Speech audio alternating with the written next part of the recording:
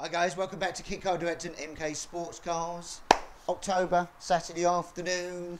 Back in the workshop, and I'm going to show you it's pretty full in here at the moment for other reasons other than cars. So we'll never show you in a minute on that. But the Zetec car's back. As you know, this went off. We had a new engine put in this basically. The Zetec engine originally grenaded itself. Cam belt blew up, unfortunately, and grenaded the engines, pistons, valves, meeting, all kinds of nasty stuff. So a new engine's gone in, but the car was needed setting up, so we sent it out to one of our partners, and they've gone through it. It's now running fine, yeah, decent-ish horsepower. These make about 150, 160 with carbs. Just some issues that have knocked on its head, some cooling issues and stuff that we've got to sort out now. Because it's been sitting around for a while. But so this is nearly ready to go back. We're hoping to button up the last bits for the customers who wants done, and hopefully get that out to him next weekend, with it all being well. So talking about features and magazines and stuff. Kit Car magazine, complete Kit Car, new magazines out. Some features in there about Blighton Park and the track days that we did as well. And if you're still looking, you ain't bought last month, so it ain't hit your doorstep, or you want to subscribe, don't forget about the Indy. So it's the bike engine versus Mazda Turbo feature in there. Both really good reads, and Adam does a great thing magazine there. So hook them up as well and see what's going on. Okay, so it's build time in the build bay area here. Mazda RX-5, the left-hand drive car. As you can see, it's come from the bench. It's now into a full roller. We're going to be doing a custom exhaust on this now. Normally we use a standard Mazda exhaust for our systems because it's beneficial for you at the customer, which comes out, which normally hooks in here. And we have a link pipe that comes out. Obviously, as you can see, we've got a few things in the way now, which is the steering link bar, master cylinders and everything else. So we're going to have to make a custom exhaust for this. So the next job we're heading off is getting the exhaust system made. So it's on a roller for that reason, so now we can link it all up. We've already mounted the silencer bracket here, so we can put these all silencers all being positioned up, so we know we've got to go into. So all the custom stuff for the Mazda left-hand drive, that's being knocked out. Well, we'll show you that once it's done, but that's the next job on this, because now it's a full roller. We've got the steering column mocked up, so everything's just a mock-up on this at the moment on the steering side of it.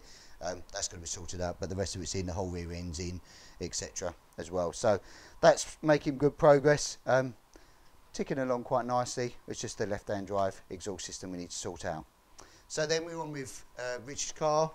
We'll move around there, sorry cameraman. Been doing bits and bobs on this week as well. We showed you that front end was on, the rear end on, wishbones, shocks, etc. Fuel lines have gone in this week as well, which is feeding returns here, pedal boxes, no, steering bar we've mocked up with, and then the wiring loom. This is the new wiring rooms, so the fuse boxes have got cover for this. This goes into a bulkhead panel, which you've just waiting for powder coat to finish on that one. This will mount up into here, so you'd have all your relays, everything all in one. You can see they're all labelled up, all the relays, etc. So this gets pinned all the way through, right the way through in here, all up, and as you can see, everything is labelled here. So we go fault finding later on, but you can see it says headlights, you know, it's if you've got starter motor and indicators, everything's on that one there. Same with this one, we actually put both. So this loom is, we got for starter, alternator and starter on both sides. So if it's a Honda engine loom or it's a Mazda loom, if they're different sides for the alternator and the starter, it's universal enough to be able to use and cope with that loom on both sides. And that runs right the way through the tunnel, all clipped up for IVA, all the way through, right the way to the back here. And again, what's the path that it takes through? Can you just point it out? So right, so path, normally there is a hole in the bulkhead panel here. It runs through a long top beam, then drops down and comes up again. The reason it does is because we have here, this is for your handbrake switch, comes out, and also this little bad boy here, if you've got a bike engine car, would be your trigger wheel for your electric reverse. So that's already hooked into your loom as well. Then it runs up and then under the rear here and down and tails off to here. And again, we've got left-hand rear lights, and then we've got fog and reverse. And if it runs up, it splits the same section here, and we have right-hand rear lights, but also fog and reverse. So if you wanted to run two fog lights, two reverse lights, or vice versa, etc., it doesn't matter if it's left-hand drive, right-hand drive, or you're running both cars, you've got the wiring in for both sides. Then it tails off here, which you've got to do the final fitment on for your number plate lights, and there's number plate lights there, and etc., and your fuel pump, which will run into underneath in this area here on this particular chassis. It runs up the top here the pump's mounted up on the fuel tank there. So all the loom is completely, we basically saddle bush these and cable tie them in. If you ever need to service it and get to it rather than P-clipping it, it's much easier to snip a cable tie off. It's nice and secure still. Pull them off and you've got access whenever you want. Fuel pump was in, which we showed you last week as well. So that's ticking along as well. S2000 Indy Classic here. We started on this one as well now, as you can see. Front and rear wishbones, top and bottom are on. We've got the floor pan mounted. We have the brake lines all nice and neatly done in with a 4-way at the front with a brake light switch. We'll have the Brady's hoses coming off of here. We have master cylinders, hydraulic clutch on the S2000, so we've got those free in, and it mounts to the billet pedal box, which I'm sure you'll pan round and show you in a second. And once that runs through, you can see we've mounted all the fuel lines running through, brake lines to the rear, and then we have the diff in here as well. We've just mounted that. So that's a 392 LSD, which we run for the S2000. It's a good road ratio version. And then we're just mocking up the fuel tank. Now it's very different, the classic fuel tank to the standard Indy R. So the Indy R fuel tank, the angles are different on the rear. So this is going to be very much a custom tank for this particular one with the S2000 with a classic chassis. So we've mocked that up on where we're going to put the external fuel pump in, etc. as well. And then we've got the rear top and bottom A-arms in. So the rest of it we're sort of mocking around. We've got some bits to bolt on as we carry on, but like all the steering column is made. We've got a one-piece quick release steering wheel, so it's got a quick release boss on there, which we'll pull off at some point. We'll pull that off. That's got to be finished and just detailed as well, but it's a brand new column. We've got the exhaust system all ready and mocked up. These are the manifolds now, that they're sort of 4 into 2, which will get mocked up and come out. So on this side on the S2000. Yeah, you'll see that as we progress through the build.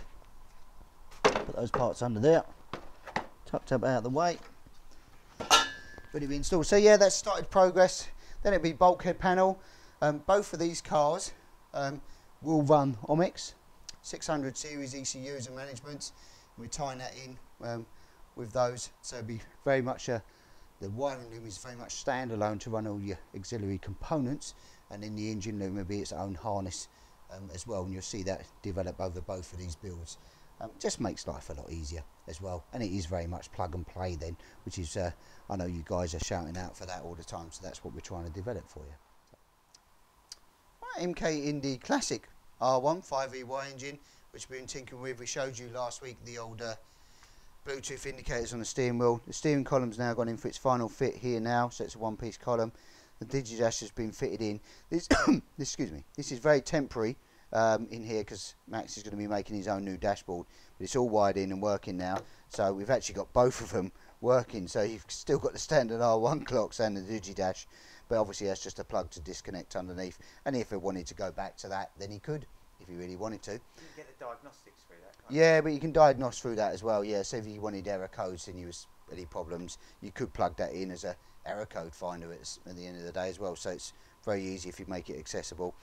So yeah, that's all working. All the DD2's done, plugged in, wired up, and everything was working, which we showed you last week, all on the Bluetooth steering wheel on the indicators as well. So we're just waiting now. Clutch we're sorting out, and prop shaft, and then we can hopefully get this buttoned up and get this back to Max as well, because I'm sure he's keen to get it back in his garage. Not too much track time now, is it? It's a bit horrible out there, to be honest with you. So yeah, that's where we've been up to. But we'll have a quick pan round on somewhere else that's in the workshop, and we'll pan over here. Right, you can probably hear me, guys, but I'm a bit further away. But the reason I said something else has arrived is we've got a lot of equipment arrive. We've had grinders, we've had guillotines, we've had Colchester lathes, we've had chop saws, we've had pillar drills, we've had sheep, we've got benches, we've got everything else. It's a bit full in here and a bit full on. So apologies for the mess, because it landed on yesterday. With us, it's new to us, it's not brand new, it's all new to us, shall we say, with steel and everything else, loads of stuff that we've got here that's going to be finding its way and sorting out in the workshop here, and it's all in aid of us trying to deliver better service, better products to you guys, and you know, if we can get better equipment in and get it sorted, then that's what we're all about. So yeah, apologies for the mess, and that's why there's less cars in here and etc as well. We're more in the building and stuff, etc, what's going on, but this stuff, you know, is going to be good, put to good use, building your cars, etc. And it's kits. Kits have been selling really well still, and we're still 12 weeks, yeah, 12 weeks ish at the moment on the order book side. So, but yeah, you know, if you want to come down, if it's a dry day, if we hopefully can sit in the dry day and do test drives and that, we're still offering those out there with restrictions obviously in place, but we're still trying to offer that service to you. You know, drop us a Facebook message, email, etc. Give us a phone call if that's the worst case scenario for you. You know, we can book you in and get you to look at and test drive in the booster car or in the Mazda Turbo, or check out the magazine feature if you want to top up before you do as well. In Complete Kit Car magazine, it gives you an insight on which is your flavour of the month for you, so to say. So look at this. Apologies, but you know, give us a week or so, and we'll hopefully get back on track as well. So that's it for this week, guys. Well, enjoy October. It's going to fly by like it seems the rest of the year has. But you know where we are. So like, share, what can I say, subscribe, and catch you next week.